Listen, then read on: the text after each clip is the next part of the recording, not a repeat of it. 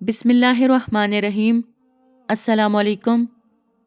हज़रत अबू हुरैरा रज़ी अल्लाह तआला अन्हु फरमाते हैं कि रसूल अल्लाह सल्लल्लाहु अलैहि वसल्लम ने फरमाया कि मुर्दे को जब कब्र में डालकर लोग वापस आते हैं तो वो उनकी जूतों की आवाज़ सुनता है।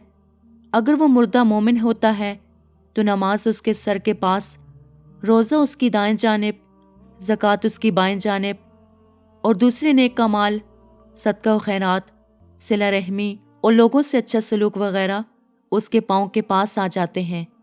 जब उसके सर की तरफ से कोई आता है तो नमाज उसको करीब आने से रोकती है। उसकी दाएं जानिब कोई आता है तो रोज़ा उसको अपने करीब आने से रोकता है और आड़ बन जाता है। और जब बाएं जानिब से कोई आता है तो ज़कात माने बन जाती है और उसको करीब आने से रोकती है।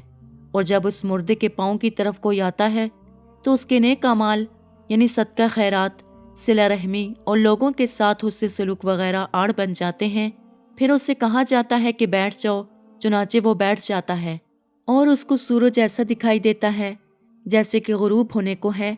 फिर उससे कहा जाता है कि तुम उस शख्स के बारे में जो तुम में माबूस हुआ था क्या कहते हो और उसके मुतल्लिक क्या गवाही देते हो।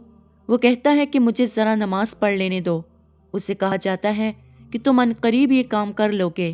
पहले सवाल का जवाब दो कि तुम उस शख्स के बारे में जो तुम में माबूस हुआ था क्या कहते और क्या गवाही देते हो।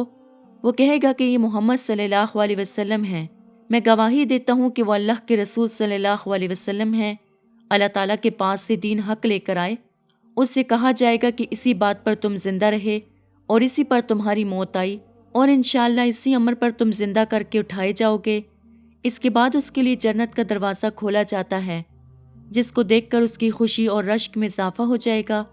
फिर उसके सामने दोज़ख का दरवाज़ा खोला जाता है और उसको कहा जाता है कि अगर तू नाफरमानी करता तो दोज़ख में तेरा ये ठिकाना अल्लाह ने तैयार किया था।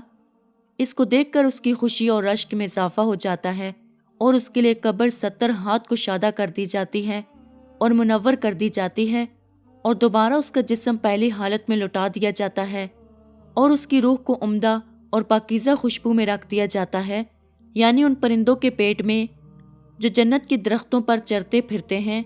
इस आयत मुबारका का मफ़हूम यह है, फरमाया कि काफिर का हाल ये होता है कि जब कोई उसके सर की तरफ आता है तो वहाँ कुछ भी नहीं होता, बाएं जानिब से आता है तो उसकी तरफ भी कोई चीज़ मौजूद नहीं होती, उसके पाँव की तरफ से आता है तो उस जानिब भी कुछ नहीं होता। उसको कहा जाता है कि बैठ जाओ। बस वो खौफज़दा और सहमे हुए बैठता है। उससे कहा जाता है कि ये शख्स कौन है जो तुम में भेजे गए थे। उससे उनका नाम नहीं सूझेगा, यहाँ तक कि उसको बताया जाएगा कि वो मोहम्मद सल्लल्लाहु अलैहि वसल्लम हैं। तो वो कहेगा कि मुझे नहीं मालूम, लोगों को कुछ कहते हुए मैंने सुना था, चुनाचे मैंने भी उनकी तरफ कह दिया था। उसे कहा जाता है कि तू इसी बात पर जिंदा रहा और इसी बात पर तुझे मौत आई और इंशाअल्लाह इसी हालत में दोबारा जिंदा होगा। फिर उसके लिए दोज़ख का दरवाज़ा खोला जाता है और उसको कहा जाता है कि दोज़ख में तेरा ये ठिकाना है। इसको देखकर उसकी हसरत और हलाकत में इजाफा हो जाता है।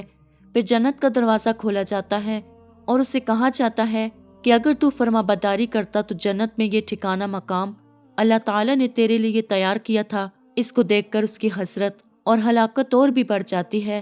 फिर उसकी कब्र इस कदर तंग कर दी जाती है कि इधर की पसलियाँ उधर निकल जाती हैं, यानी मतलब है जिसका इस फरमान खुदावंदी में जिक्र आया है।